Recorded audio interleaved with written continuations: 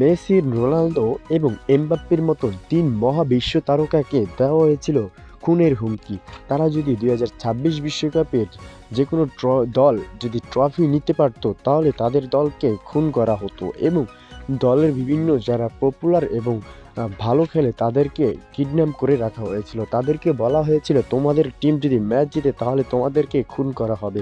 ইতিমধ্যে সামাজিক যোগাযোগ মাধ্যমে এটি ছড়িয়ে পড়েছে যে আর্জেন্টিনার কিছু খেলোয়াড়কে আটকে রাখা হয়েছিল এবং লিওনেল মেসিকে ফাইনাল ম্যাচে বলা হয়েছিল, যদি তুমি গোল করে থাকো তাহলে তোমাকে গুলি করা হবে। আর ইতিমধ্যে যদি আপনারা একটু লক্ষ্য করেন তাহলে দেখতে পাবেন যে স্টেডিয়ামের উপরে যে বন্দুকধারী সশস্ত্রবাহিনী যারা ছিলেন তাদেরকে কিন্তু ইতিমধ্যে শনাক্ত করা হয়েছে এবং ইতিমধ্যে আরও জানা গিয়েছে ফ্রান্সের এমবাপ্পে এবং পর্তুগালের রোনালদো এবং লিওনেল মেসি তাদেরকে বলা হয়েছিল, যদি তোমরা বিশ্বকাপ জেতো তাহলে কিন্তু তোমাদের ৩ তারকাকেই খুন করা হবে। তাই কিন্তু তাদের নিজেদের জীবন বাঁচাতে তারা কিন্তু বিশ্বকাপ হাতছাড়া করেছে এবং দল আর্জেন্টিনা যদি দেখতে পারবেন চলমান বিশ্বকাপে ২০২৬ বিশ্বকাপে তাদের কিন্তু পারফরমেন্স খুবই ভালো ছিল এবং তারা কিন্তু এক কথায় খুবই দুর্দান্ত খেলে কিন্তু ফাইনালে উঠেছিল এবং ফ্রান্সের খেলাটাও কিন্তু খুবই দুর্দান্ত ছিল। তারা কিন্তু কোয়ার্টার এবং আর্জেন্টিনা কিন্তু ফাইনাল ম্যাচেই বিদায় নিয়েছেন এবং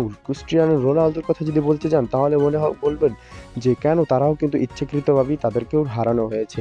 ইতিমধ্যে ফিফার বিরুদ্ধে এই নিয়ে অনেক সমালোচনা শুরু হয়ে গেছে এবং এটা কি ২০২৬ বিশ্বকাপের যে ফাইনাল ম্যাচ এটার কিন্তু বিপদ রয়েছে এবং আরও জানা গিয়েছে যে আর্জেন্টিনার ২ প্লেয়ারের ভিসা বাতিল করা হয়েছে যুক্তরাষ্ট্রের। তো এই ছিল আজকের বিস্তারিত। যদি পরবর্তী খবর পেতে চান তাহলে চ্যানেলটি সাবস্ক্রাইব করে